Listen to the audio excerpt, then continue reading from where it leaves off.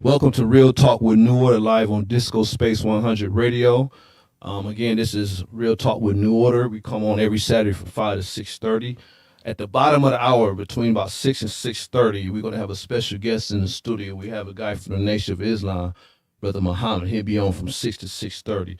So currently, right now, I got my co-host, my National Economic Advisor, Mr. Noki Hardin.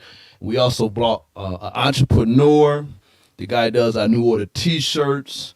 Been knowing this man for a while. Cole Patterson, who has a clothing cloak that does clothes and stuff. I'm going to kind of introduce him because one thing about New Order, we talk about economics. So, and also we want to talk about, are you a part of the moment or part of the movement? We have a lot of people as part of the moment. When I say that, we're very emotional people as African Americans, but once the moment is down, are you part for the movement for the long term? So, Noki, when I say part of the movement and part of the movement, part of the moment and part of the movement, what's the first thing you think of, bro?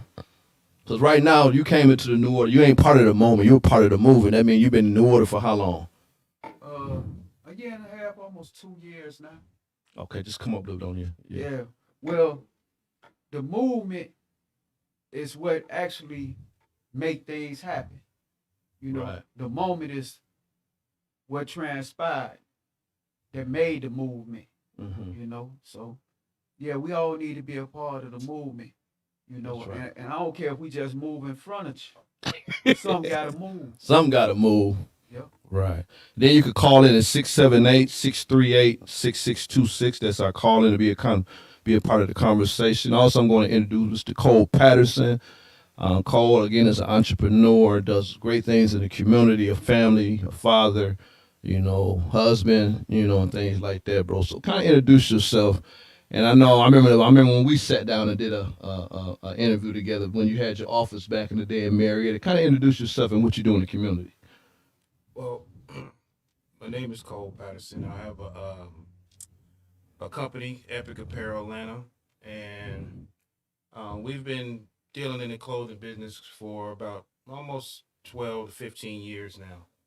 And we've basically placed ourselves now as more so of t-shirt contractors because we used to have a clothing line and we just transitioned because we dug into the information about the clothing business, online and on the ground to help other people build their clothing lines. So we give people a real shot, not a lot of money up front, and it brings in an opportunity. If you ever wanted to have a clothing line or had something to say and didn't know how to transition it, we helped you get over that bridge, and that's what I've brought to the table with my company. And it's lucrative, but it's not all about the money with me. It's about the community. Again, I got several, as I call it, boys in the hood, where I've took their concept, transitioned them into having their own platform. Now they're really walking away from the streets because they see that, utilizing what they're already doing every day, just transition it to the clothing. And be honest with you, you can make way more money than you do are in the street, and of course, way less risk. Right. And working with Gerald and watching him build his brand and his organization through these years, I always appreciate that. For Gerald, appreciate his staff, and the hard work and dedication because at the same time, you know, we need each other. That's right. Everybody It's got all their unity, own lanes. right? I posted something today on Facebook. It's all about unity, man. Yeah. Oh, We yeah. need to work Yeah, together. unity is, bigger picture. Right. Everybody's running around worrying about who's voting for this, voting for that, which is important. But I think what's most important is us as Black people coming together and building our own industries Right. and, taking more control of what we do Right. every day. Right. Got a lot of work to do. That's why we can't be a part of the moment. We got to be a part of the movement. Yeah. I know when we get calls or whatever, people come in and they might need some help, and then once help is over with, they're gone. Which is I understand, but it's just the fact. There's so much going on in this country. You know, we need to be in this for life. Join something, any organization. Just make a phone call, pick up a pencil, write notes. You know, make calls. Just do something. It's very important. And one thing before I go back to you, Noki, I remember you still were with me when we called it gang truce at the Marietta Square. We brought all different races because we do have a gang problem here in Cobb County. So we didn't just talk the talk, we walked the walk. You know, life was threatened when we called that gang truce. You know, it was very, very. You remember that, Cole? Oh yeah, like Yeah. So you got outside them walls, bro. You wasn't just in them building cutting hair or doing shirts. You know, you was there when called upon. I really appreciate that, man. Hey, I have my long list of gang members that have transitioned. You know, that's one thing that I like to shed light on is that a lot of people look at us and say, well, they judge us. You know what I'm saying? Right. And that judgment, really, you can't look at the book and on the outside and think, Right. this person is this way. You Right. know what I mean? Right. I mean, just because we look like this, we're very educated. You know what I mean? And believe it or not, I always had the concept, of the America's nightmare. That is an educated brother from the street. That's right. You know what I mean? Who can come in a boardroom and give a presentation and still go back to the neighborhood and got the young dudes with respect. Right. Because the young dudes is the ones out there doing all the killing. That's right. So that's the focus, and it's working. Right. Right. And New Order is definitely a company that's in Atlanta that's really. Well, you know what? Not to brag, not just Atlanta, Cole. We got members in Michigan, Louisiana, of course, my home state of Ohio. You know, we have this thing, not I, but we. You know, because I can't do this together. Because my dad always tell me, they said, well, son, you're going to have that drive more because you was born into this. But when God bring you people that's on the same level, the same mentality, and reaching the same goal, like what MC Hammer said, you can't touch this. Yeah. You know what I'm saying? That's right. That's why it's called a movement. You know, we're in it for life. When the tasks go out, as you the economic advisor, I really appreciate, because you got poetry and all that, So just kind of explain again, when we say economics, and we're going to talk about the movement as far as economics. And I know this pandemic kind of shut down probably a lot of black-owned business, but once you find out that they're reopened, sacrifice and go spend some money there. Yeah. You know what I mean? We have to do that. Yeah, well, I like to respond on what Cole said because, that's brilliant. A lot of guys don't understand that, in order to change, because it ain't about how you getting your money. It's where you getting your money from, because sometimes, you can get your money from the wrong places, and it That's may true. not be beneficial. I know what you're talking about, right? But we need another product. You need to remove yourself from the streets, and you do get more money when you dealing with legitimate peoples, especially when you peoples that use that got a lot money to spend on other things studied in supporting bad habits, Right. as I call it. Right. People's, man, they got drug addiction and alcohol problems and things of that nature. I'm not trying to rub nobody face in no dirt, but it's just a reality. That's true. You know what I'm saying? That's what we up against. Right. But when you're dealing with people's, man, that don't have those habits to support, man, they can invest $20, $30 here and there. Invest something, right? Yeah. Right. And it touch on that, man. It's what I've learned is when you're dealing with the streets, you know what I'm saying? The streets, they have to be compatible. You got to be compatible some type of way. Right. I spent 10 years on PCP. You know what I mean? And it was reckless. You know what I mean? But I also found the Lord as well. You know what I mean? Right. And I seen how that transition wasn't an overnight transition. Of course, my heart was open at that time because I was looking for a change. But with that, a lot of the younger dudes respect that walk that I had before. So they say, well, dang, if OG can do it, I can do it too. Right. Right. And especially when you're talking about taking them out of the slum thought, you know what I mean, of the everyday muscle and bustle, but it's all illegal. You trapping every day. Right. Like, you know what I'm saying? Let me show you how to do that same thing you're doing, but legitly, and I've also sat down with millionaire,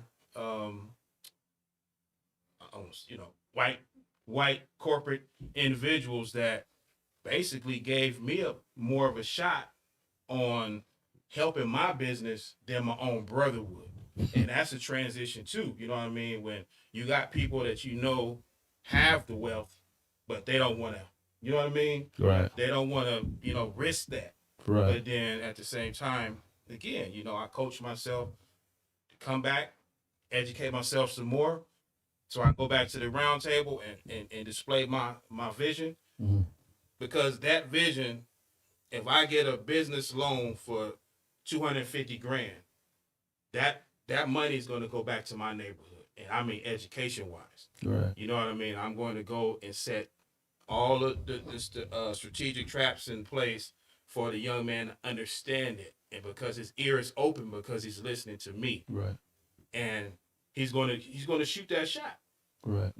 And coming aboard and, working with you with the clothes. Like, right. That's like, for me, that's like a necessary service. It's a necessary service. Plus, you're giving back at the same time. Yeah. Right. And it's the movement. What they call it when, when people be stressed out and they need to take a breath. Like, that's my breath of fresh air. Right. To know that I attach myself for somebody or a group or some positive brothers that's moving in this direction. Right. Because you're going to get more people supporting you. Because when you're in that trap life, man, there's so many snakes around. Right. You can't turn your back. Right. We your support apparatus. That's what it's supposed to be. Mm-hmm. And that's what black economics supposed to be about. Yeah. Because sometimes you may not be able to sell your product to somebody that don't look like you because they are not apathetic. Mm-hmm. You know what I'm saying? Well, I can honestly say, Cole, we've been doing quite well on the shirts that you're doing. Yeah.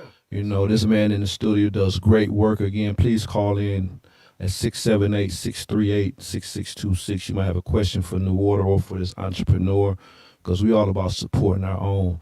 Again, this is not a moment. This is a movement. And before I go further, I do want to thank God that my dad's birthday is tomorrow. He'll be turning 82. Thank God that he's still here to be here with us or whatever. And you mentioned something about another race helped you out. Be honest, bro, a white billionaire sent my dad to college. He heard him speak one time. My dad and them didn't have no money growing up, back then. Mm-hmm. At the age of 11, he seen this man speak or whatever, and he kept following. My dad got kicked out of every public school when he was down here in Atlanta because my granddaddy sent him here. Like I said, take all of us or whatever. So that's why my older brother name is Billy Sal. Because the guy that sent him to college, Billy Sal Estes. Wow. So people don't know that. So you never know what's going on. That's something, and that story needs to be. That's why I threw it out there. The biggest disconnect that I be seeing is, the white man. Shoot. I mean, it's all about your perception and how you coming. Right. If you coming, illiterate and pants sagging and hand out. Well, we human rights organization. We help anybody. Matter of fact, Cole, I don't know if you was with me back then when they found a white girl found dead inside the Cobb County jail. But I'm gonna tell you something that really kind of upset at the end of the task. What happened? I got this family inside the jail, got some questions and answers, found out they got some money, didn't hear nothing from them. But your own do that too. But you know what? I didn't just stop. I kept moving, man. It was some ups and downs back then. I know you see the difference, man. Because right now, it's people in organizations that are part of the movement. Mm-hmm. It's a whole different mentality. A lot of people settle down. This is not a game, man. It's not a game. I take this very serious, man, and things like that. So I thank God that we all on one accord. And, we would love to have you back, because you could bring in that entrepreneur to the table, and things like that. So. You want to work with the youth I lost my son. Right. You know what? We was gonna touch on that because, matter of fact, the vice president who's over the youth and outreach, I don't know if you met Shauna, but she's been in since 2011. I already threw a bug in her ear that you interested in. If we had some events or whatever, you wouldn't mind, doing free haircuts for the young man. Yeah. Give some motivational speaking. I know you just lost your son, so I know you have a testimony. So it really hit home. I know. How did you feel when you got that call, man? When you I know it might be kind of hard to bring this up, man, because he was in Arizona, right? That's where Yeah, you he's originally from from. Arizona. Because you thought it was you was dreaming like a nightmare, or when you got the call that your son just was now was he murdered or No, it's drugs. it was You drugs? know, it was Okay, pills. You know, the common wow. stuff. And he was young. He was about what? Yeah, he's 20, Wow, still and he's still young. he was with my brother. You know, so it's a very complicated situation. I understand. Um, and you know the reason why it's complicated because again, I was a single father and I raised him since he was 2.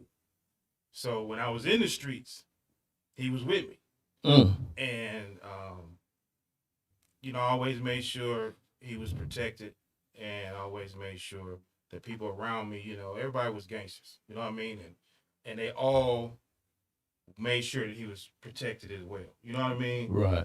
Um, because the biggest thing, and that was what I was trying to tell you. You know, one good topic that I always like to talk to people about is blended families. You know, because there's a lot of blended families out there, and a lot of problems come out of that.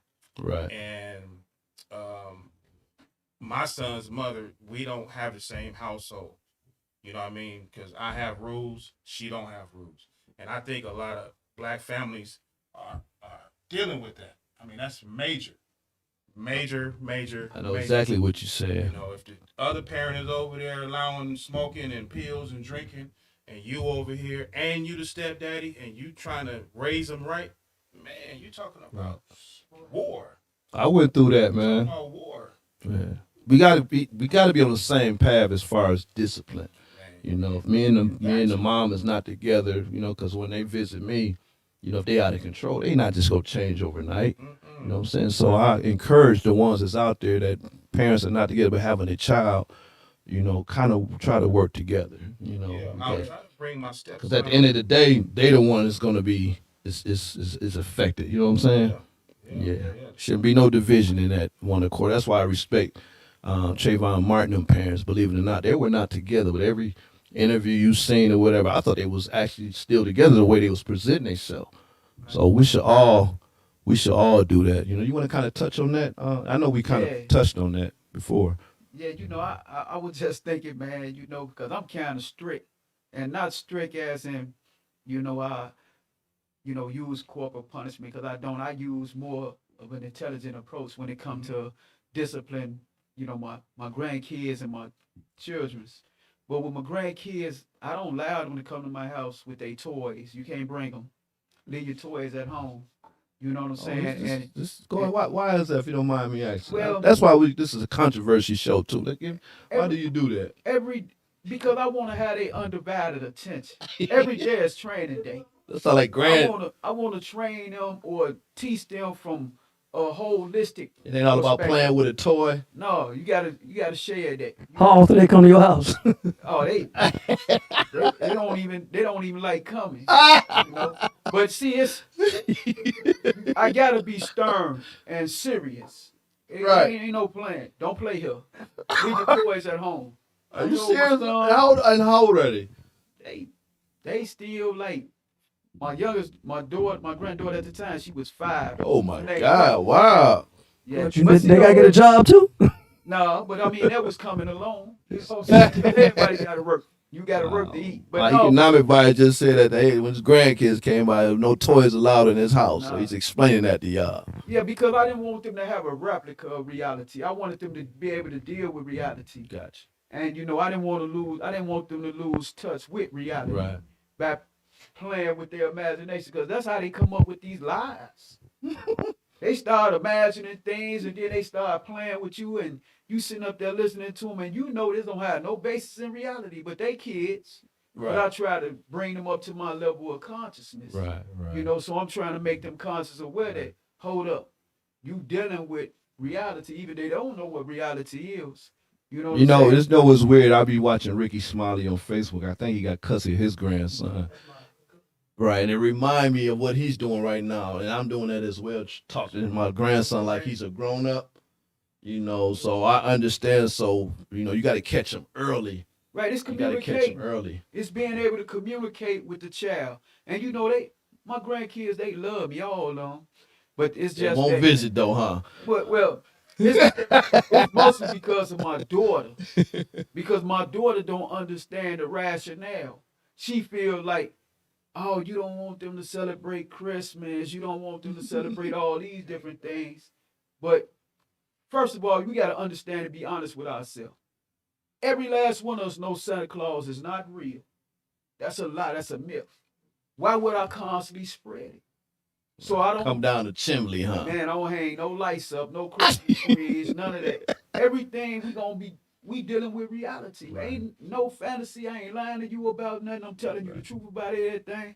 And that's how our relationship is gonna be predicated on the truth. Right. And it's about practicing truth telling. Right. Well, be a part of this conversation. Please call in at 678-638-6626. You listen to Real Talk with New Order live on DISCO100 Space 100 Radio. In the studio, I have my man, economic advisor, my host, my co-host, Noki Harding. I have also entrepreneur, businessman, Cole Patterson. And I think we have a question from our producer for Cole. Right, go ahead. What's going on? This Disco 100. Hey, Cole, I got a question for you. You said the word stepfather. I had an argument with somebody last week. When do you? I can't stand the word stepdaddy. I can deal with it if the dad's in the life, but if daddy not in the life, I tell people I don't get no step discount on no rent, no lights. So, to use the word stepfather, when do you consider that to be a proper description of yourself or another man? Well, just to give you a little quick history, I mean, I got three baby moms. You know, my wife is, my third. So I don't consider that my baby's mom, but I had two sets of stepchildren, and neither one of the dads was in the kids' life. So I've been the dad before when the dads wasn't there. This particular situation with my stepchildren, the dad was in prison. And one thing when I got with my wife, maybe 2-3 months into our relationship, and we knew it was going to be going a little further than it was, I had a conversation with the dad while he was in prison, and I introduced myself and explained to him that, I am not here trying to take your place, but, I am here and I'm going to protect your children, and I think that just opened a lane of respect for when he came home.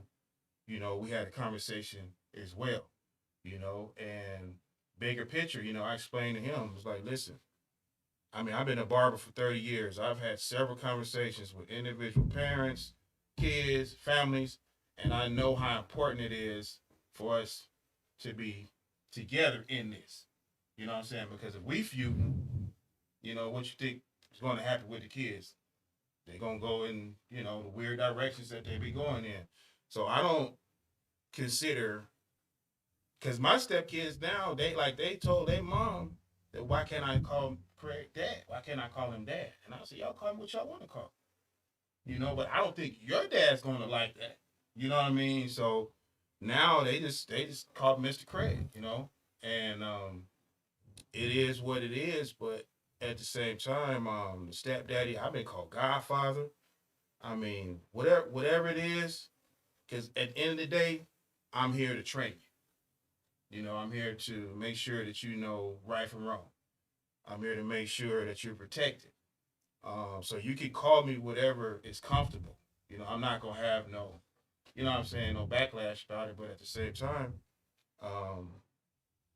when I made that conversation when the father was in prison, I think that was most important, because I know most men won't do that.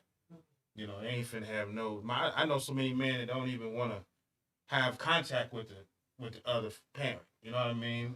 And to me, I think that's another conversation that can be talked about, because how do we gauge that? Right. How do we step up to the plate? That's true. And throw all that trash out, and be like, listen, man, who is it about? Is it about you or the child?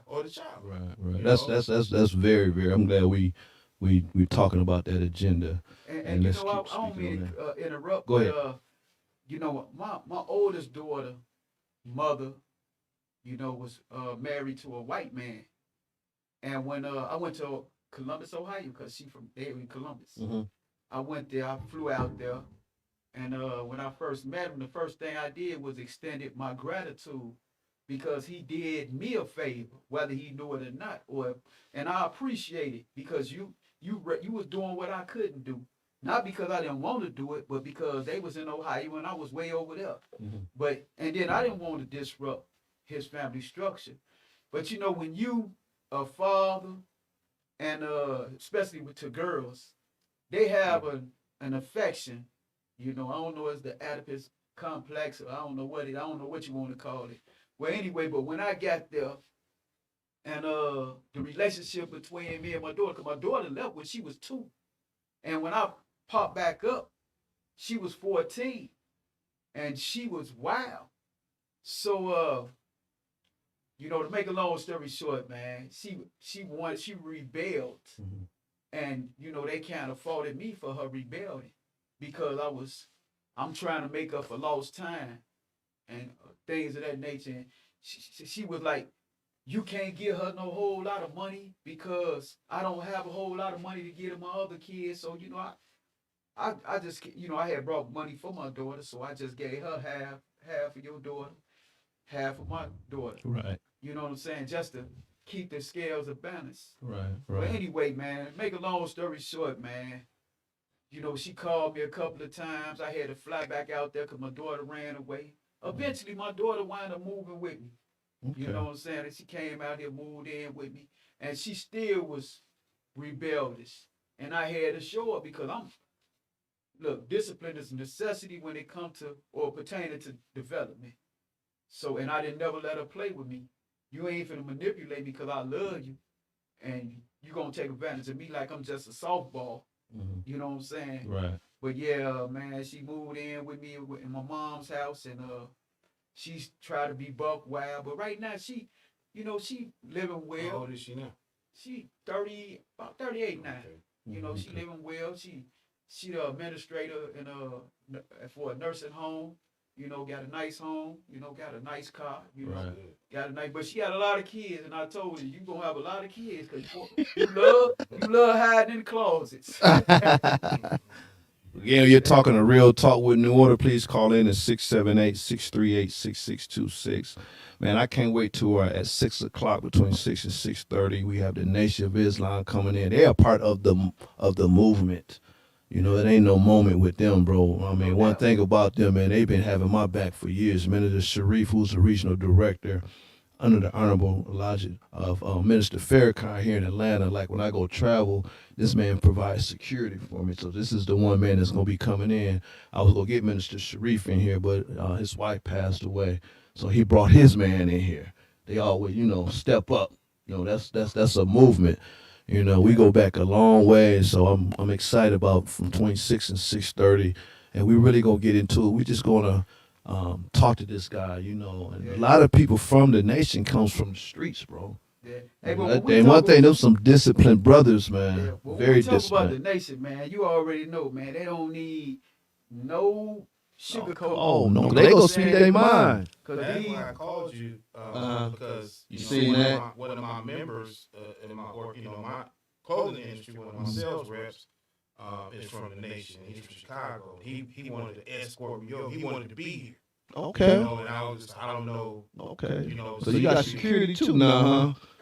So you had to escort you there. I don't know if it's security, but it's Getting that serious, boy. You got your black owned business, you got security. Well, I mean, Oh, we got a call coming in. But that's good though. yeah, it's Let's do this. Got a call coming in.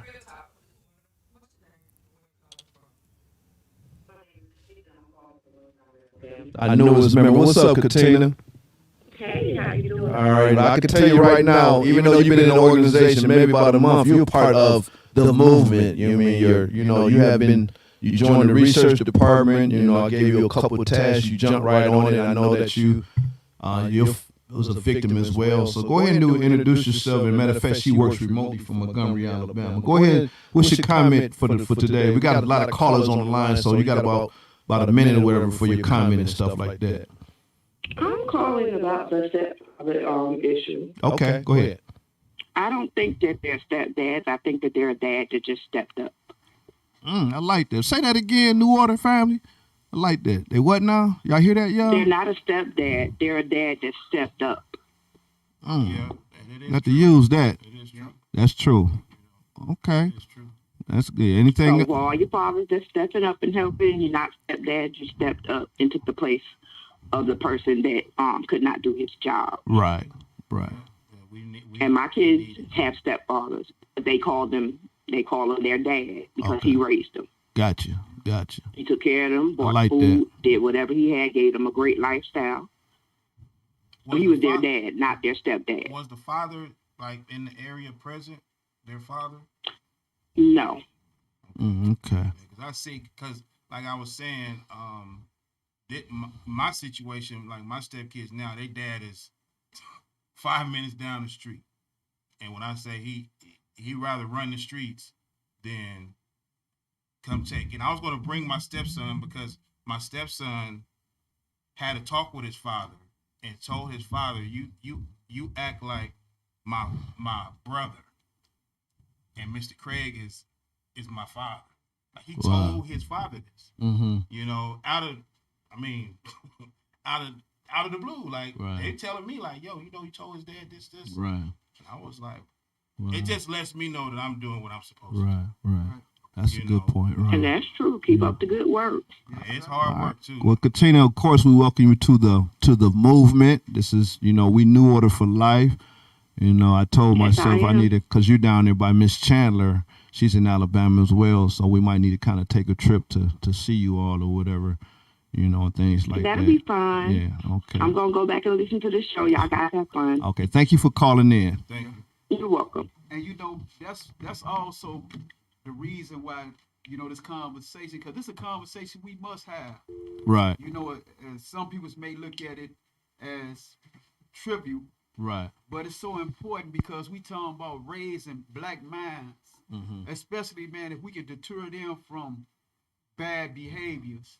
And, even though I was making light of the situation with me and my daughter, she's a very, very beautiful sister, and I love her dearly, but she just who she is, this is her personality. Right. And if we can just, build on it, you know what I'm saying? And they can understand the compassion that's coming, from not just from our internal family, but from the external family. Because a lot of people, and I tell people this all the time, black hate and white hate is, is different. White hate the whole of black America. Black people's hate for other black peoples are Pacific. They hate family members. And you will love Michael Jordan and all these other black people. And you don't know these people. But the people that you know, the Pacific people that you know, whether it's your mother, your father, or your kids, or whoever, and you start despising these peoples. And this is how this internal conflict that I feel that's fueling our communities is how it's coming about. And this is what we got to do in order to change. That comes from a long injection of separation. You know what I mean? Yeah. Within the last 50 years, I always say they must have put a scientist on us and figured out how to piece us apart. Right. Because it's I grew up in southern Arizona on the border of Mexico, so I had a lot of Hispanic friends, and a lot of them was cartel. Their parents was in the drug smugglers or human traffickers. But one thing I said, I was in one of my Mexican friend's house one time, and he opened a drawer, and it was just money, but it was 3-4 families living in that house. And I said, man, you ain't worried about somebody stealing that money? When I said to myself, I said, man, if black people can, we can be in the same environment like that with not worrying about somebody stealing your money, we'll run this country. That's true.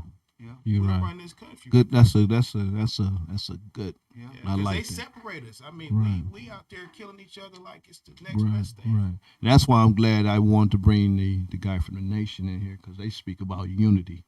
and things like that. Because again, we ain't talking no religious. We black people first. Because we get stopped by the police, they ain't gonna say, "Hey, you're a Christian.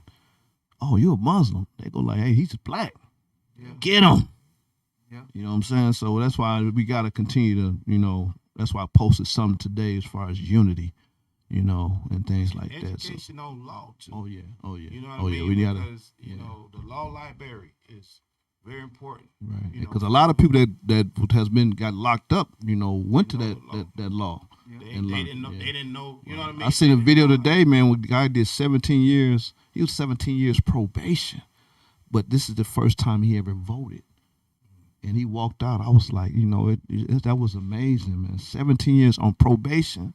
17 years. I didn't say in jail, but on probation. I'm like, man. And it's funny what you said. Not funny, but in a funny way, in a humorous way. But what I was saying is just, a lot of people think that when we go into a courtroom or when we held, under the scope of the law, like we the affected by the law. Everybody under the law. Everybody got to subscribe to the law. This is the reason why using the law and knowing the law is so very vital. Very. Because if we don't know how to use the law to safeguard our rights, right, they gonna use the law, and they gonna use the law to oppress us with the law. Right. You know what I'm saying? So much that going on. Right. Well, yeah, you're right about that. So let's get back to this movement. I know a lot of young people been in the streets. Since the George Floyd killing, I mean, it really put a light on everybody because, like I said, I think because we was in this pandemic, people was in the house, had nothing else to do, so everybody watched this on TV. So you think these people going to keep having that continued same drive, as far as what's going on? I see it. I mean, there is a movement going on across this country. Just the fact you have to have an agenda. That's why you got your own business. I know remember the young lady, Jordan Davis, his son, remember the guy got killed? I think it was when he was playing his music too loud. Jordan Davis, the mother ran for office. She's running for Congress. She's a part of the movement. She's right. As a matter of fact, I had a chance to meet her. She said she couldn't take it no more. She ran for office. The situation in Ferguson, the mother, Eric Brown, got killed in Ferguson. Mike Brown, I'm sorry. I think his mom ran for office. I don't think she won, but some black people got put on city council. They're part of the movement.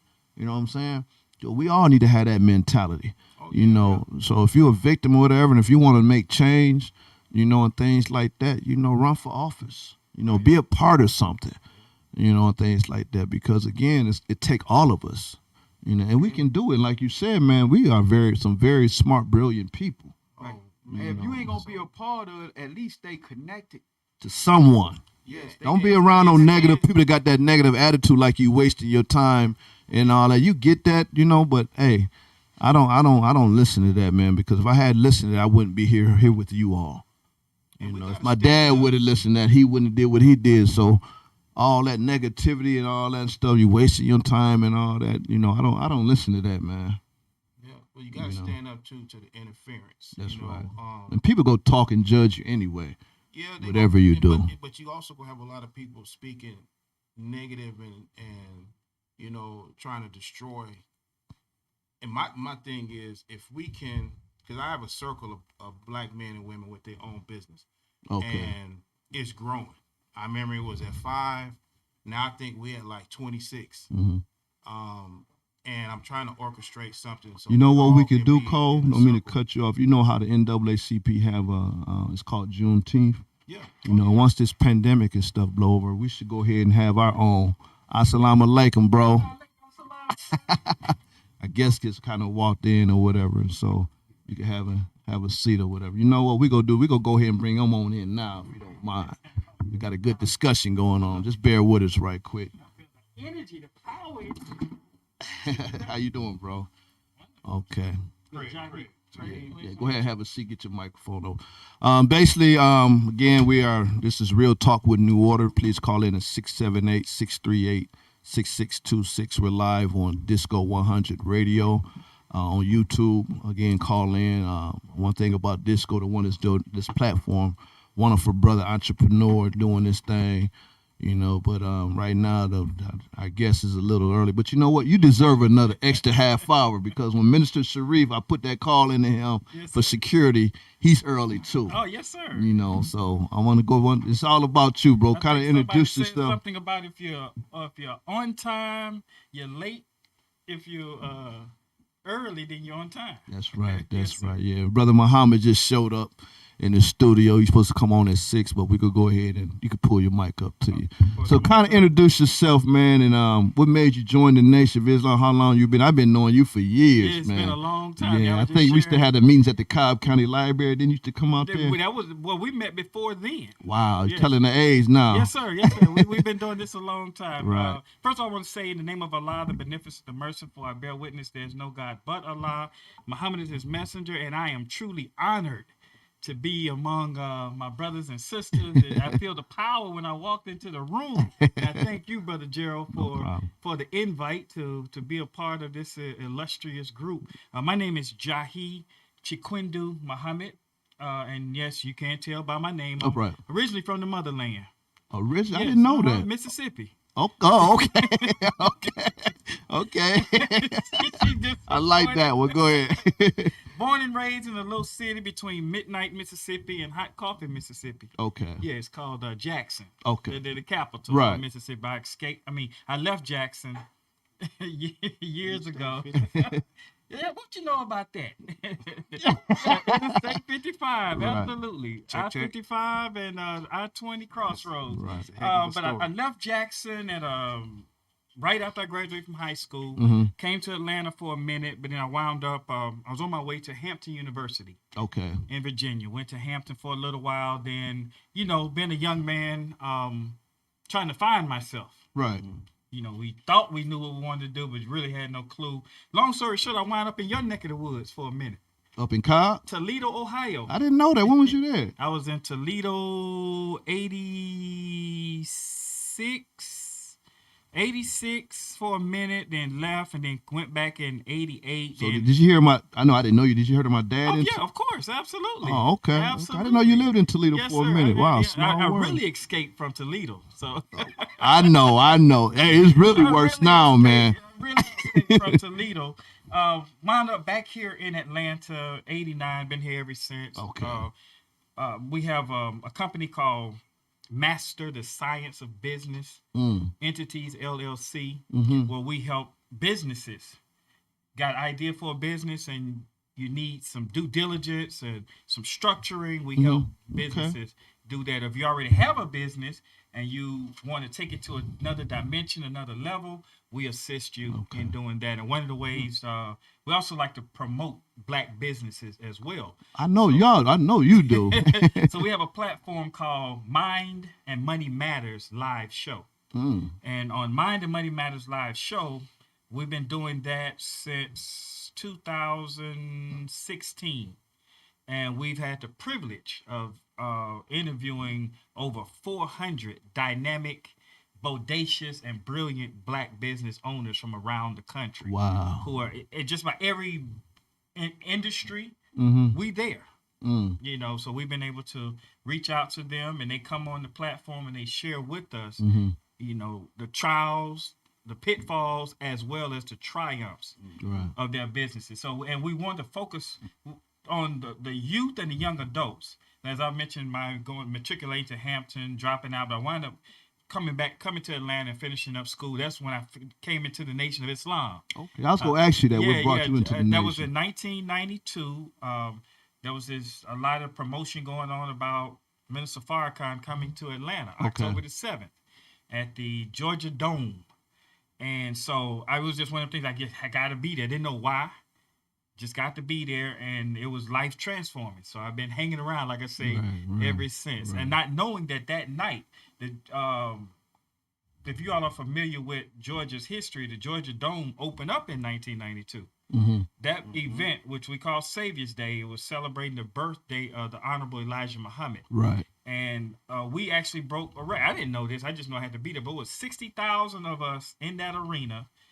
And at the same time, the Atlanta Braves, who's your neighbors right down the street here now, when they were Playing the down at game? Turner Field. Right. It was a World Series game. And y'all outnumbered them. We outnumbered the World Series. Wow, Right. that's deep. Us, black folk Wow. in Atlanta, outnumbered the World Series. You know, Right. I remember, back in the 80s, Minister Farrakhan came to my dad's church. No, I didn't know Yeah, that. I have an old VHS tape on that. Get outta here. But you know what? It was a privilege, man, when he came to the Fox Theater and spoke.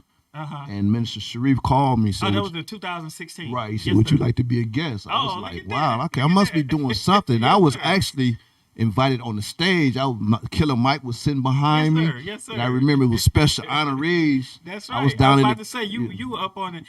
I seen when the man walked out. I like, man, I went from, I really thought about, man, we must be doing something, Yes, man, yes, because yes, that put tears in my eyes because Absolutely. I'm used to seeing this man from afar. Come on now. Because when he came to Absolutely. my dad's church, I was young, but Mhm. I was that close when he walked out, and I'm back Right. here with all these stars and all that. Right, I'm like, right. wow, God is good, man. And it truly is. Again, I want to commend you and thank you. I mean, I was honored when you called me, like, brother. No, really? I'm honored that you're in Me? this studio. Me to come on your show? Absolutely, Right, I'm right, there. right. I'm there. So yeah, when we are doing the work, whether those who we consider to be in power, authority, whether they recognize us or not, I mean, it's a good feeling. Don't get me wrong. I understand. But there's always people out here among us who see what you're doing. I see you all the time. Mm-hmm. Whenever there's something going on in the community, New Order is right there. But one thing I learned, man, it's all about solutions. I don't want to just be seen. That's right. That's one thing That's about right. the minister. They got solutions. That's right. Economic. That's Matter right. of fact, this man right here is the economic advisor. He looks familiar. I for know New you. Order.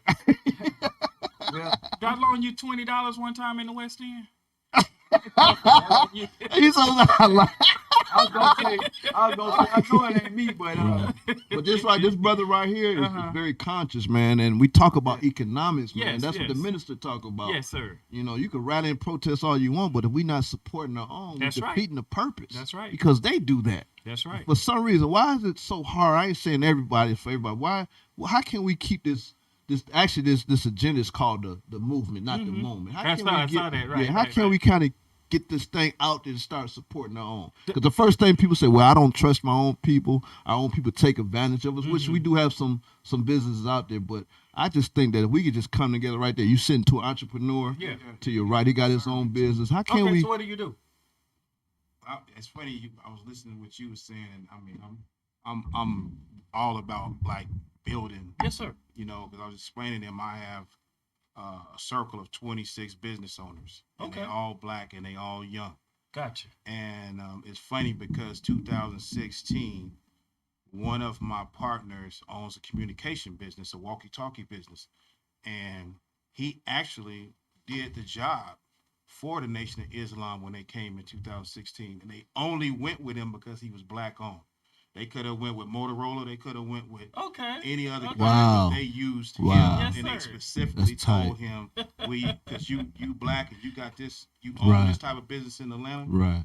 And All praises to Allah. Wow. yeah, man, and I mean, that was, and he's been connected ever since when they had to march in D.C. Yes, yes, he yes. did. The Million I Man mean, March. It was a ton. No, of they're probably radio. 10-10. 10-10-15. Yeah, it The was- last one, 10-10-15. yeah. Yeah. Right, We right, did the right. 20th anniversary. of the I want you Million kind Man of touch on. I'm sorry, I mean to cut you off, Cole. The house that y'all have by the West End, the Fearless. Yes, yes, 10,000. yes. Is that still up and running? It absolutely Okay, is. go ahead So if you at want to. 10-10-15, one of the charges that the Honorable Minister Louis Farrakhan gave us was to go back into our communities and make our communities a safe and decent place to live. Okay. And so that's where the 10,000 fearless Right. men and women I had a chance to go come over there. in. So, and that we have satellites all around the country. Minister Abdul Sharif Muhammad, the Southern Regional Representative of the Honorable Minister Louis Farrakhan and the Nation of Islam, he's also the interim national director of 10,000 Fearless. Wow. Because he was the first ministers of Minister Farrakhan that when he got back into Atlanta from 1010, he and his team went out and started looking for properties, and they found a place at it's on Joseph Boone. Boone. Please Yeah, forgive me, I Boone, forget right. the address. 8 something Joseph Right. Boone. I've been over there. Joseph Boone Right. In the Boulevard. hood. In the hood. And Right. what they did was they got the house, they painted the house, but they didn't just paint that house. They painted all the houses in that section. Right. Free of charge. Didn't ask nobody for a dime, but people contributed. Okay. Went, beautified the neighborhood, beautified the area. So with the 10,000 fearless, Right. one of the major things is conflict resolution. So in our communities, there's some of us that we don't. When we have disagreements, we don't really settle our disagreements in civilized ways. Got that right. Now, when I was growing up, we fought. You're right. It's different now. You took your behind beating, or you passed out one, or you took one. Then the next day, me and you, we on the court, we shooting basketball. That's right. Again, Yeah. That sort of thing. Now, our youth, the younger folk, they don't know how to fight, so they shoot. And unfortunately, they don't know how to shoot either.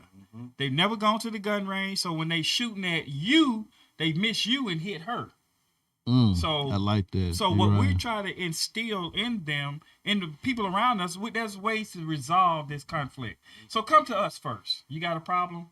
So there's several of us, mainly all of us who are students of the Most Honorable Elijah Muhammad and students of the Honorable Minister Louis Farrakhan. We undergo conflict resolution training. Okay. That's good. Verbally as well as physically, but we want to do the verbal first. Let me ask you something. You think it's like that because I think the discipline has been taken away from the home. That's just some of the problem. You whooped a child with, I'm calling child services. Right. I remember back in the day, my mom be like, I brought you in this world, I'll take right. you out. So you think some of that because the discipline has been taken out, especially the black man has been taken out the home too sometimes. So it's like it was set up for us to fail. Right. It was set up because of our lack of, meaning those of us who know better. It is my opinion, because our lack of doing the right thing, we allow the strangers to come in and run our households. So now we just have to take back our households. It's just plain and simple. As simple as that. We don't have to ask for permission to be the man in my house or to be the woman in my house. We just begin to take back that rightful role of ours, and that requires knowledge. So what was taken away from us, in the writings, it talks about we were made 3/5 of a human being. They don't even look at us as a whole, so they took some things away from us.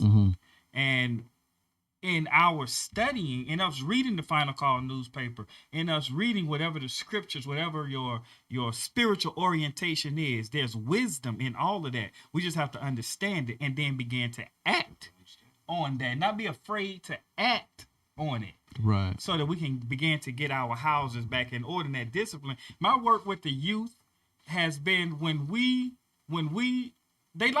they're not gonna say they like discipline, but they fall in line when you do discipline them. They fall right in line. They're looking for you and I to be the leader. They're not looking for you and I to be their friends. And that's where so many of us mess up at. We try to be friends. No, you got to be the leader. You got to say, okay, yeah, it's gonna hurt. They're not gonna because none of us like to be corrected or chastised. Or Right. I want to do what I want to do. I don't want you to tell me nothing. Right. Until, as my grandmama used to say, you keep bumping your head up against the wall, you'll learn. That's true. So I'm tired of bumping my head up against the wall. That's how the youth are. They're looking for that direction. Right. They're looking for you and I to stand up and be a man and be a woman. Right. And show them the right guy. They're gonna buck up at first because it's their nature. We did it. Right. We bucked up and then we began to realize, oh, okay, she was right or he was right, and we began to fall in line. Right. So the onus is up on us. Some things were taken away, but now, especially with the advent of smartphones, with the advent of computers, with the advent of They internet, exposed to everything. there's exposure. Right. There's exposure. When you're not around, you know what your child doing on. You know Right, what so we got to looking at. monitor though. We got to monitor Right. those things. We don't just give them the phone and let them go and do because Right. they know how to get in places on that thing we don't know. You know how. what? I'm glad you said that because my grandson, he's only 5 years at the time. He just calling me and texting me. I was like, wait a minute. I knew it wasn't my daughter. I'm like, I said, where's your mom at? She's asleep. I'm like, okay, how did this young boy get on here? First of all, how to call me and text me. Right, But it's scary because he could have been calling anybody. Yes. And that could have been kind of, what I mean, a pedophile or something. Absolutely. It wasn't. I laughed at funny. I said, this really ain't funny because you scary picking up the phone, nowadays. just calling somebody. I say she should have a lock on the phone. Yes. Yeah, Yes. but don't see the thing is with the intelligence, don't get it confused. That's Because true. My sons are bright. All my sons are bright, and at that age, Like my son is 7. He's running my board in my T-shirt. Okay. So That's he's good. already Right. ready to own a business. That's good. So you take that. I take it serious, cause man, he might need to call 911 one day. You know what I'm saying? At that age. He's aware of. Just think about putting him in a slight box and feeding him what he needs to know. By the time he's 8 or 9, he's ready already. Yeah, he's a trip, man. Excellent point. I think but to your point, though, we definitely have to monitor. You got because to, they are man. exposed to things that we didn't come up in the electronic age. Nah. We came up in the outdoors, outside playing. We We was play always on outside, Saturdays. man. I was outside from 7:00 in the morning. Well, actually like 8 because I had to do chores and cut the grass, which I detested. And then my mama would let me go outside. Yeah. So I'm on the basketball court from like 9 That's o'clock what it was. in That's the what it morning. was. You come home, you take a break, and this was pre-Islamic days. We'll come Come on for them street lights fry come on bologna too, huh? sandwich and go back out during lunchtime. Government cheese. And then, right, and then go back out, and play till the street lights Right. came And on. then by that you was tired, take a bath, so it come wasn't on, all this take a game, bath, right? And I would read or shut it down, watch TV, that sort of Right. thing. But now, with all the electronics, they are easily accessible to the predators. So that's why That is we true. have to monitor. We take that intelligence, but we have to guide that intelligence. Right. They're still children. That's true. They're still children. They know how to do things that we don't, but they still need that guidance. That's true. So you got to check those phones. The predators know how to reach our children on those phones. We're hearing too many. Right. Too many cases. They manipulate. Yeah, You because wasn't- they're children. You know They're what? I young. want to bring something up before you came in here. He said that he didn't. His grandkids would come over. He didn't let them bring no toys over. What's your input on that? No toys? Yeah, at 5 years old, he ain't let them bring no toys. It Really? was all Why- about why, this. Why don't you like toys? But no, he didn't let his grandkids bring toys over. Explain what you was. Well, see, first of all, let me say this here about what he said about conflict resolution, because I feel that's important. Right. And we need to address it, because a lot of people don't know how to show contrition. And when you got people who engage in, even verbal confrontations, these here can lead to tragic ends. And a lot of times we can find petty disputes, man, lead to gun violence. Mm-hmm. Right. But the point is this here, when I talk about playing with toys, the kids play with the toys, and the toys really is an introduction into adult themes or adult behaviors. In my opinion, even Okay. when they be playing on YouTube, they can get to YouTube and they can find all different type of stuff, just like we say. Fighting games and stuff. Yeah, all kinds of different things. But my whole thing was to make every day a training day. And it was being disciplined, showing them how to be self-aware. Right. And that's what I mean by dealing with reality. And especially when my granddaughter, who I was talking about, she didn't really have her educational her educational priorities in place. So I felt playing with toys was really. So at that age, you saying she didn't have her? Yeah, she didn't. How know old was she? She was 5. She learned ABCs and stuff like that. So I see that. Right. So I felt like the discipline. If I can discipline her or teach her discipline, Right. it's training her to discipline herself. Well, I ain't got to tell you what to do. You know what I'm saying? Because I ain't got to. Like I told you last week. Right. I said you can manipulate kids with candy. They doing it today. Right. They calling it Halloween. Right. But this is a moment in which they manipulating your child with candy. Right. And you have you see are what not he's saying. constantly aware that, man, your kids is being manipulated with candy. Right. But they're actually being manipulated with candy. To do what though? To do what? To follow suit. Like if you Because they eating a piece of candy? No, follow suit mean you gonna lay up there and you gonna pay homage to a day that have nothing to do with your mental growth or your mental awareness or none of that. But you are engaging in what I call a spiritual ritual. So a child can never be a child at your house. Yeah, they can be a child In what sense? in the sense in which the child is being developed to be my caretaker But you got them at 5 years old filling out job application. I mean, that we was being facetious. We was being facetious. But they do have a job application. It's called responsibility. And the responsibility is to the family. So they're not watching Dora, they watching CNN. Yeah, they watching Dura because they mama gonna let them. But they ain't watching, At your house, they watching CNN at 5 years old. yeah, she ain't watching Dora, Dora the Explorer because I say, okay, this is what you watching. No, you gonna watch these ABCs. You first gonna achieve a goal.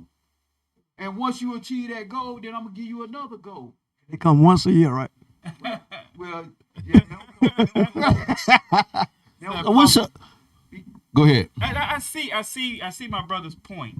So what I hear also is a prime business opportunity for those who are listening.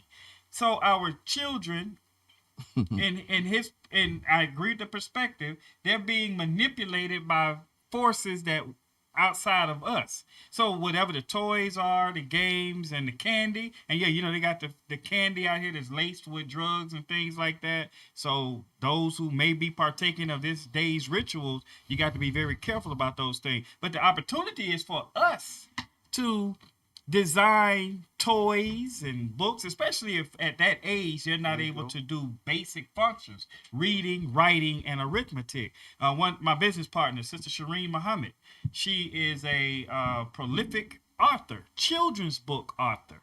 So she writes books so to teach children the fun aspects of gardening and farming.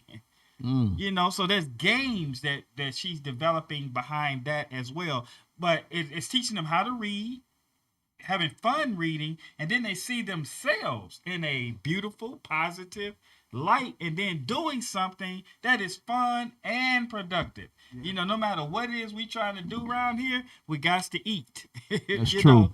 So we want to teach the children how to grow our food so that we're not succumb to somebody else's like we are now, you know, all the genetically modified foods and foods that ain't foods and, you know, all of this kind of stuff that has an adverse effect on us. So to that point, I see, and we got to make it fun for the children, you know, so they're learning, but they may not think, okay, I'm learning, but they're having fun. And the next thing you know, something has sparked in their creativity to do something. Also, you know, on a serious note, if we take Machiavelli, the Prince. The Prince was a book written for a king or a prince that was inspired to be the king. Right. So, because kings are not, they can be born, but they mostly developed.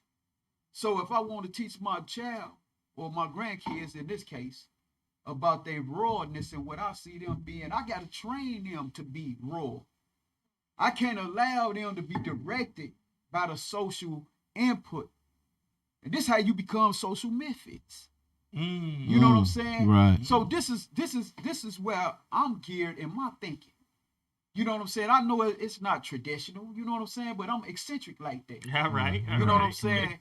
And, you know, also, you know, and I believe the reason why you can relate a little bit, because see, when you become aware of another train of thought, in my case, Islam, when you start thinking outside fundamentals or the normal traditions, because that's what I told my wife when I first started telling her about Islam. I said, I want to teach you to another. I mean, I want to introduce you to another train of thought.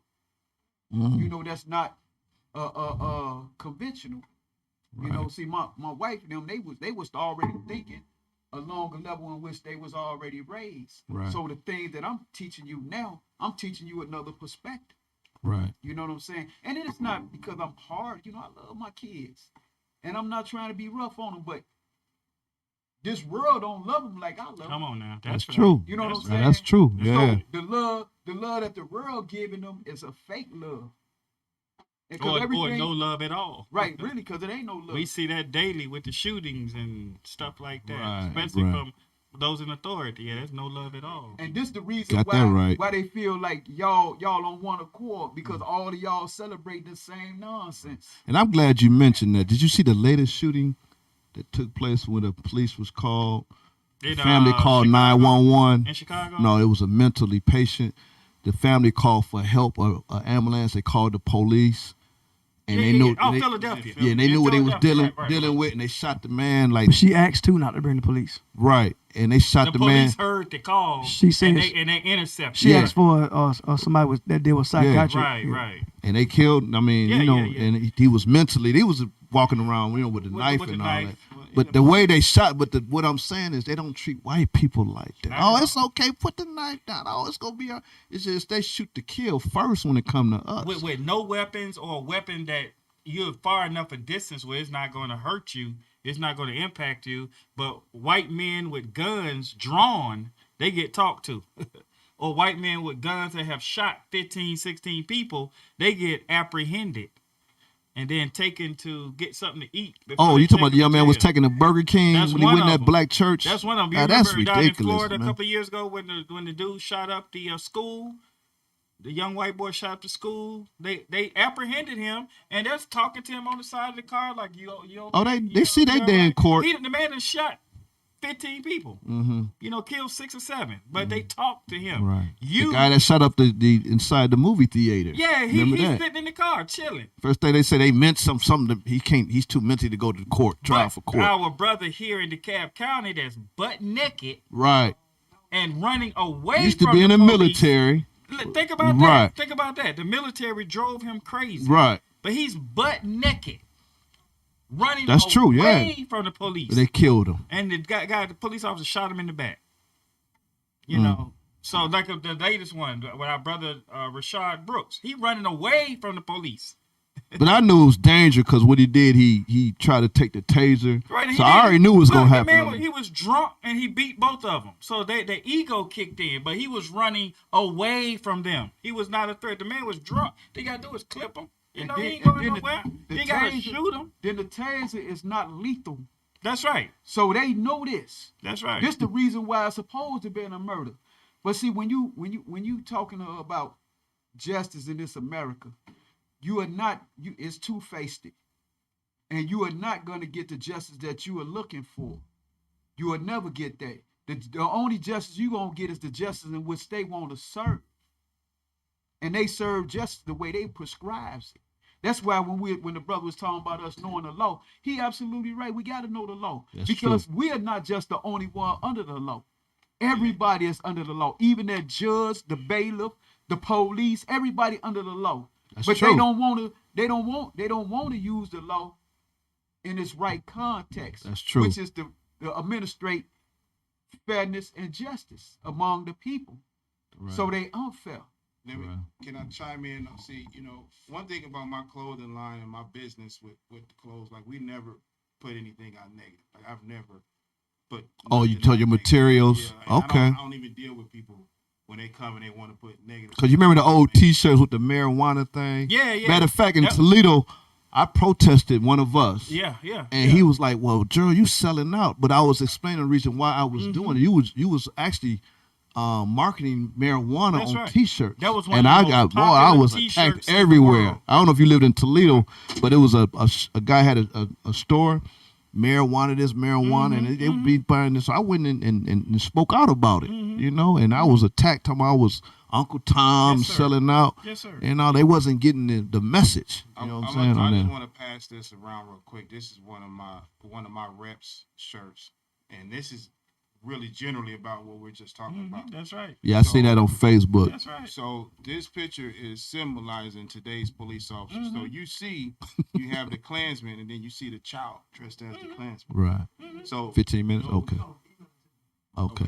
Yeah, matter of fact, I seen that on social those media. are today's police That's officers. right. Absolutely. They behind That's them why covers. we get what we're getting. That's true. We getting an unauthorized man Right. scared with a gun. People don't even live in our community. They live in the suburbs. They Right. already got an But attitude. they've Oh, I been got to go trained- deal with these but they've people. been trained. How many? Like I'm a parent. I've never trained any of my children to hate anybody. And I think as black people, as collective, regardless of That's right. religion, That's true. we don't do that. That's right. That's true, We've yeah. never done that. That's right. We never. I think done you're right. that. Never. It's. I mean, I've asked this amongst a lot of people, and I never seen where I got my son and I'm training him to be a gangbanger. You Right. know, I don't see that. But when you look at pictures like this, that's what they did. Mm-hmm. And those They in the kids- robe, right. They behind the bench too now. Absolutely. In the book, Message to the Black Man in America by the Honorable Elijah Muhammad, which came out in 1965. In the book, there is a letter by the head of the Klansmen. I think he's out of Georgia at the time, J.B. Stoner. That J.B. Stoner wrote to the Honorable Elijah Muhammad. But in that book, in that letter, J.B. Stoner talked about how there was going to be coming a day where his people, the Klansmen, would trade in their white robes for black robes and for police uniforms. So he told us this a long time ago, and that's exactly what they have done. First, they went to the military so they can get their training. You know, a military mindset. That's one of the things. Like in Chicago, it's so disheartening to hear some of our political leaders, because of the things that are going on. They want to call for the National Guard. Right? National Guard ain't coming to show no love. It's to contain and to kill. Contain and to kill. Well, you know, they sent them out in was it Portland? Yeah. When they said they did. Right, they did. Right. So my point is that with that mindset, it's a mindset. So in us seeking justice, number one, we cannot get justice from them. We can get that out of our heads. It's not in them. It's not in their nature to give you and I justice. So that's where we have to come together. First, we start with this room. Everybody in this room and everybody's listening have a modicum of righteousness. All of us have. So we began there. Let me begin to treat you fairly. Let me begin to treat you more fairly. Now, when we got to go to the courts, if you're going to participate in the election, in the voting process, let's vet those that we're sending better. Let's not be the one to sit back and see who's on the ballot. Brother Gerald got strong ties in the community. Been out here for a long time. Let's support Brother Gerald. Hypothetically, and if this is something you want to do, we'd definitely be behind you. There's a position open up in Cobb County for a whatever the judge that's elected.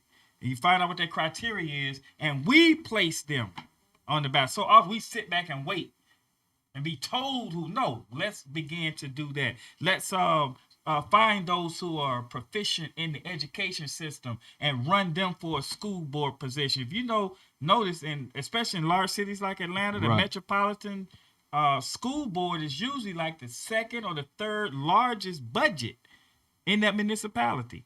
I think Cobb County's budget is about $1 billion. I think Gwinnett is the biggest, though. Gwinnett is $2 billion. Right. $2 billion. That I don't know. I think there may be one black person on the board in Gwinnett County. I know we have in Cobb? We had the brother. David. Right. I know you're talking about David. I think he was on the school board. Right. I know you're talking about. I don't think he's no longer. Probably not. Right. But in all of these municipalities, that's how we begin to take over, and we know that person has the mindset that comes from among us, and that's how we can begin to change it one block, one little city at a time. You know, your local, whatever city. I live on the opposite side of town in Lovejoy, little bitty enclave, about 7,000 people. We got 4 city council reps and a mayor. 3 of our city council reps are black. You know, so but still we want to vet. Just because they're black don't mean you know. So we got to vet our people more. Right. We choose who we want, then we support that person. Right. And I know we got to go, but to the point which you started out talking about, how do we as support each other? 15 minutes. Black businesses. How do we support? And we do that. So one of the things I like to do is get us to look at the paradigm a little differently. I did an event here a few years ago. Had some, major speaking figures that came to. Professor Griff was on the program. Dr. Chika Cool was on the program. Umar Johnson was on the program. And Shireen Muhammad was on the program. I had a venue that seat 400 people, had about 600 that showed up. Fire marshals threatened to shut me down. It was all black folk. So I'm saying they came out to support. What so was this? This was at the what's that? On Cascade. It was off of Cascade at the Because I attended the center. There, Umar was there. The center. Yes, the center. Was it South Fulton Arts Center? South Fulton Arts Center. What Who do you remember? Yeah, it was Umar was there. Professor Griff, because me and Griff I worked with Griff before. Okay. And it was Umar and Griff was together. Because you know what? Because it was more people showed out there. That was me. It was. Yeah, that was my event. That was, what, 5-6 years ago? 6 years ago. Yeah, that was my event. Okay, look at that. Small world. But you saw it was all us. It was absolutely so. But there's several of those events that go on. So we do support each other. That's my point. So we started as I think there was something years ago called Accentuate the Positive.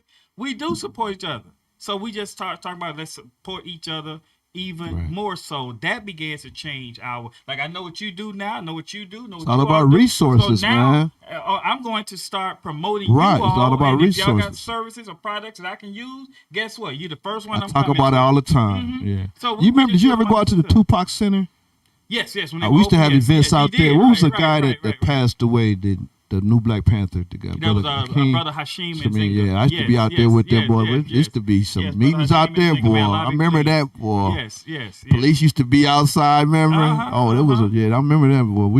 I used to go to all them meetings because I was just moving down here. I wanted to kind of network with people. You know, I like to network, man. We got to do that. You and I met. We were doing the thing with Brother Eric Toure Muhammad. Yeah, I talk to him all the time, man. Yeah, I like. He still write for the Final Call. Yes, he's still writing. Matter of fact, he had interviewed me a couple times in the final. Yeah, I like him. So he was doing an event called the Black Holocaust, the African Black Holocaust speaking series. Right. And we were. Yeah, I like Brother Eric. I got. Matter of fact, I got him on speed dial. Okay, all praise to Allah. So we've been doing it all along. We just got to accentuate that more. Support each other more. That's true. Consciously, when I think about buying something, I'm looking for, like I just bought another car.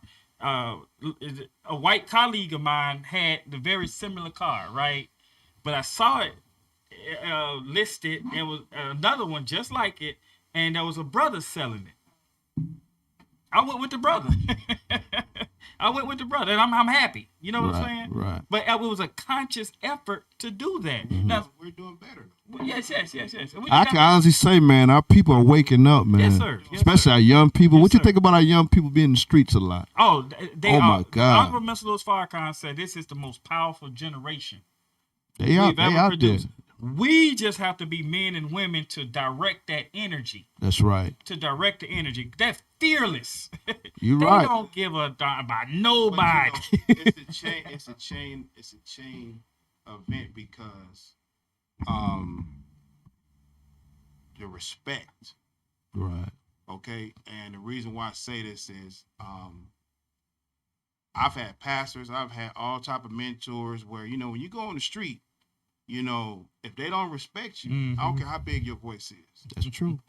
And that's why I stay connected in that parameter because, one of my closest friends was real good brothers with Shorty Low. And Shorty Low was the streets in Atlanta.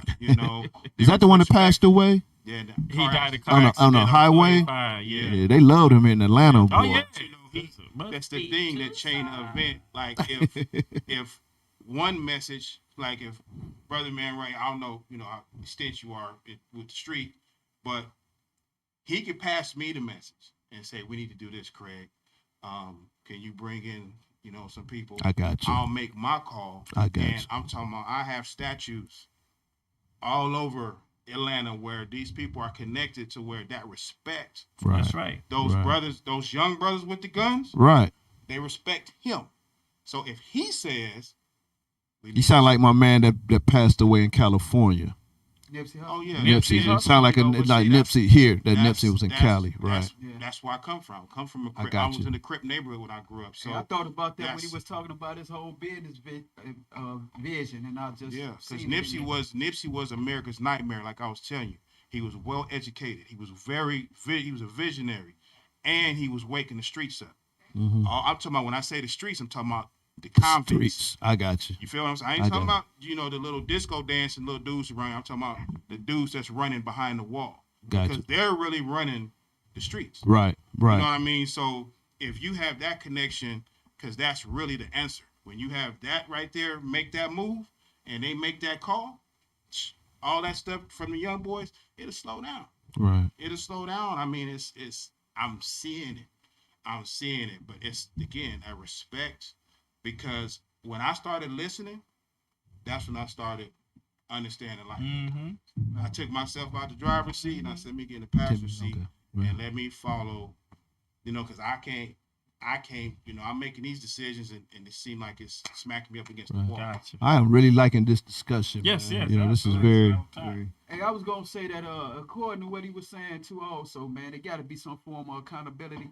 But to piggyback on what you were saying about us being able to place people's in the position to enforce the laws for us, we see Donald Trump putting their peoples in play all the time.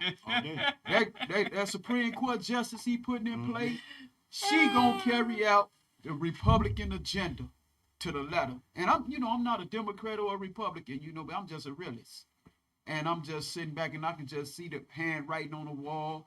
We know what these people's about. We know what's going on. We ain't got blinders on.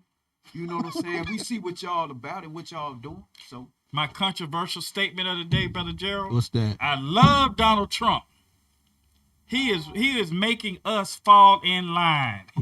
He waking us up. He's waking us up. I made that statement. He is waking us up, man.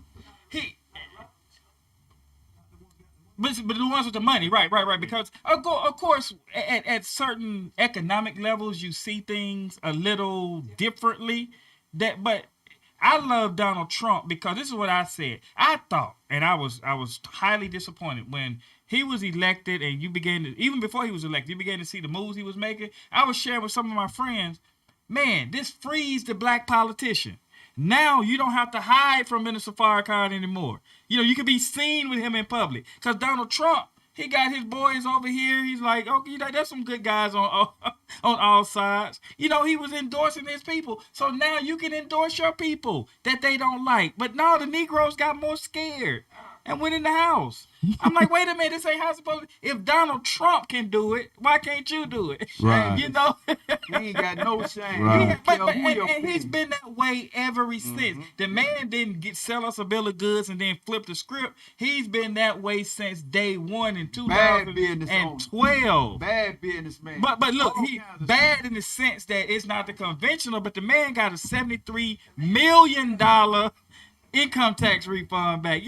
Most of our people be happy to get that $6,000 back because you're a single person with one dependent, and you get the maximum tax credit, and so you still know how to beat the system, boy. That's what I'm saying. You still know how to do that. So we ain't doing right. He hired a team like we were talking about. His people, bring in his people, read them tax codes, and he got a $73 million income tax refund check. Right, and only now is coming out because the IRS is looking embarrassed. They're looking embarrassed now. Well, we gonna audit it. Okay, audit us then. The only thing that's doing for him is he ain't got to reveal no more information because he's under investigation. But it ain't nothing gonna come of that. So he is brilliant, just like you said. He's placing his people. So we do the exact same strategy. We don't have to be afraid of each other no more. That's how I see it. That's why I say I love Donald Trump. When he first ran for presidency, and we talked about it during Juma one time, and not Juma, we was in Tallinn, and I told the brothers, I said that Donald Trump is a genius. That's right. He's an evil genius. That's right. He's not a good genius. He's an evil genius because everything that he know how to do based on corruption. And he gonna corrupt 9 minutes. because this is just how he is. I mean, I don't have no words like a disrespect for the man, a discontentment. But I don't think he had the interest of nobody but his own self. And his kind. Yeah. Right. Himself and his kind. Right. So it's a wake up call for us. That's true. It's forcing us to unify. That's true. Which is this, it's a great. And then he did something I think too. I heard Honorable Minister Farrakhan mention this. 2 entities that have not been the friends of black people: the intelligence community, the Alphabet Boys, the FBI, CIA, all of them, and the media. They have not been our friends. You're right. J. Edgar Hoover with the COINTEL program. dismantle every black organization known to man in their look for the rise of a black messiah. But now your president Donald Trump, he's handcuffed them. They don't know what to do, right? The media, he made the mainstream media, ABC, NBC, New York Times. That's why New York Times came out with that article on him. He made all of them obsolete. How did he communicate to his people? Twitter. He tweet his policies. He don't even talk to the media. You know, they'll be there, but if he don't like what they saying, he dismissed them. He bound their hands. And the media has not been our friends. They have not been the friend. He come out with fake news, and he was right. A lot of that stuff was planted news. It was stuff that wasn't even happening. It was projections. It was false information. And then we run with it because we think that if it's in print, then it must be true. He shut all of that down, which helping us. Now, did he set out to help us? I doubt it, but it's a residual effect that we can take full advantage of. I see what he's saying. Nipsey was taking advantage of it with the real estate. Yes, sir. You know, with the opportunity zone. That's right. That's right. Johnny Hugh Peoples was of his real estate. I mean, he's a billionaire. One of his real estate advisors, W. Peoples, out of Miami, Florida. Yeah, one of his real estate advisors. And it was a long line because Nipsey was about to build this major. That's right. Thing with the property was right. You know, you can have equity in your like I don't know, something that Donald Trump signed. Yeah, it was there's opportunity zones. Right. And there are major white developers around the country that are buying certain black folk in these opportunity zones to be the face of those things because of the amount of money and the tax breaks that are there. But Nipsey Hussle assembled a group of with his team, a group of us that are experts in those like you mentioned. And that's what he did. He like I control these streets, and brother man right here, he's well, he's well, professioned in the real estate. That's right. So let's sit down at the table, Right? That's right, and put our minds together. Right. You know, and I think that's why they killed him. We got about 10 minutes left into the show. Again, you've been listening to Real Talk with New Order. Actually, 5 minutes. You've been listening to Real Talk with New Order. Surprised these phone lines ain't jumping. Maybe the discussion's too deep, y'all, today. But you still got opportunity to call in 678-638-6626. We're live on Disco Space 100 Radio. I love this platform. Yes, we here every Saturday from 5 to 6:30. I really appreciate and that. I like how you broke down the Trump thing because I have quite a few friends and family that are they're not Democrats, and that conversation, unless you well knowledge with speaking on Donald Trump, oh man, brother, pull a knife out on you, man. You know what I mean? Like you ain't Democrat, and I'm saying, right. You know, you got it. Brainwashed, huh? Yeah. Donald Trump in the end welfare. That's right. This is gonna be interesting, okay, man. Real quick on the economic part Go of ahead. that. None of them wants to end welfare. Yeah. Let's take the food stamp program. Let's just look at Atlanta alone. What company in Atlanta benefits the most off of food stamps? Think about it. Well, which ones in particular? There's two that I got in mind in particular. You think Publix about and Kroger. I said Kroger and Walmart. Because that's what we run to. When that EBT card get replenished, where you go? You go to Kroger and Walmart. You know? Right. So that's billions of dollars coming to them. You think they're about to end that? I say not. It's economic. It's things that they say to tickle the ear of the middle class white people. The ones that have really been distraught, and when they wake up, when they find out what we already know, and that the elite whites already know, the middle class white people are the ones that's gonna erupt because they're living in an illusion. We know better. They don't. They're just so they say these things to tickle their ears so that they will get elected, but they're not trying to end those types of programs that benefit those major white companies. It's not about to happen. Not only that, it take away from an individual that want to be self-sufficient. Right. You know, because I mean, I'm not saying that our sisters and brothers may not need the help, but it make you dependent. Yeah. And here it is. It also drive a sense of laziness.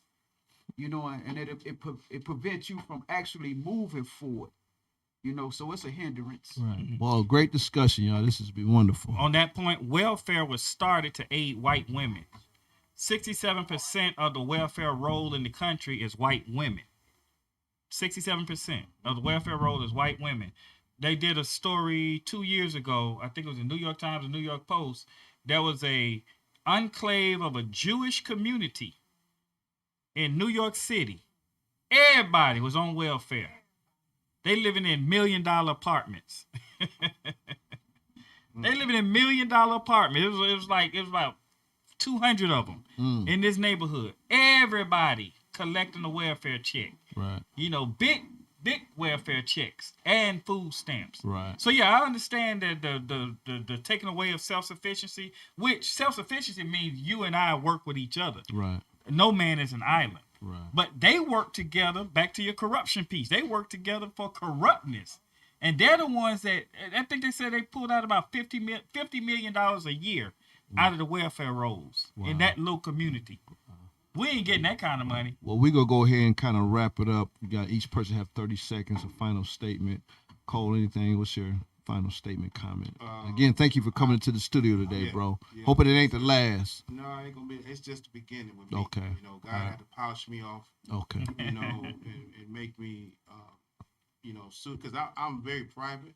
I understand. And that's just because, you know, I grew up, you know, where I grew up around a lot of Mexicans and drug trafficking. So that was one thing.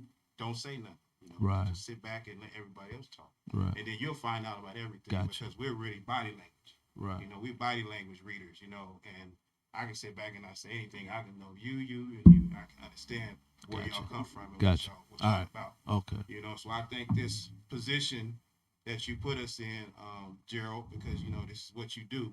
And I hope this blossoms even more. Okay.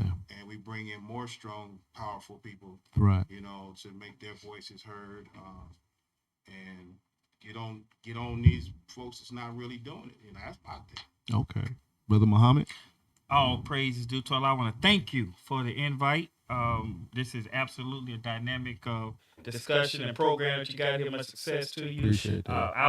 Our program is Mind and Money Matters Live Show. You can check us out on Facebook at Mind Money Show.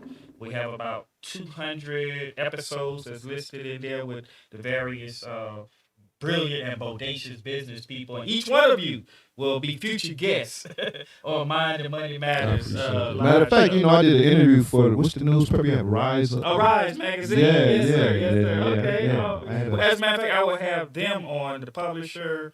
I think, I forget the sister's name, and Sister Canette. I will have them on my show in 2 weeks. Okay. In 2 weeks. Right. Yes. Okay. We were featured in that one as well when it first came out. Okay. Yeah, so this is an honor, like I said, much success. These types of discussions and us interacting with each other outside of these platforms is going to be the key to our continued success. Right. Noki? Yeah, I'd like to thank DISCO100 Space Radio because this is a nice platform, and I'm glad that the brother is building it. That's right. Giving us the opportunity to elaborate, man, on our views, especially connecting these dots. Because one of my main focus points in coming to Atlanta was to connect with peoples of the same mental plane.